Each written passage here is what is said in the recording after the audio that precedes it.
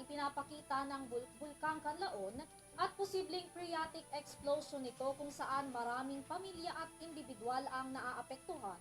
Milyong halaga na ang pinsala na naidulot nito sa agriculture sector. Ang kabuuan ng balita sa aking report.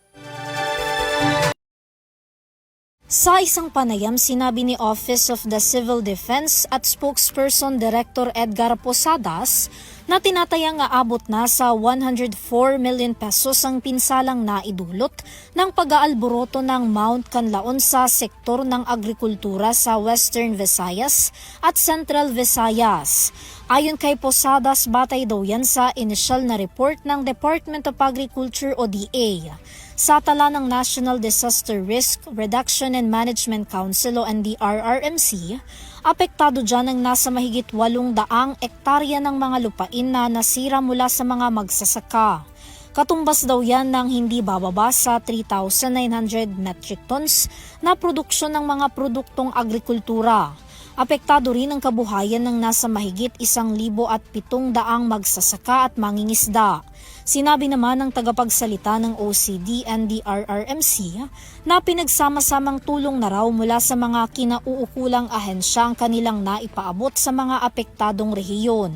Sa utos na rin po ng ating Pangulo at ng ating butihing Secretary ng National Defense at si Undersecretary ni Pomoceno din po, tutukan at ipatuloy yung coordination lahat po ng rehiyon, Region 6, 7 and also our NDRIM OC po dito sa Camp Aguinaldo ay naka-blue alert po para mas makatutok lang po, which what this means is at least mga karagdagang 50% po ng manpower, no, both virtually at saka physically, lalo na po yung ating mga uniform services para kung kinakailangan pong may respondihan o may tulungan o may i-address, readily available po yan dun sa both dito po sa national at saka sa mga regional offices and RDRIMCs natin dun sa dalawang region. Sa ngayon, nakataas pa rin sa Alert Level 2 ang bulkan habang nakasailalim pa rin sa State of Calamity ang Canlaon City sa Negros Oriental at La Castellana sa Negros Occidental.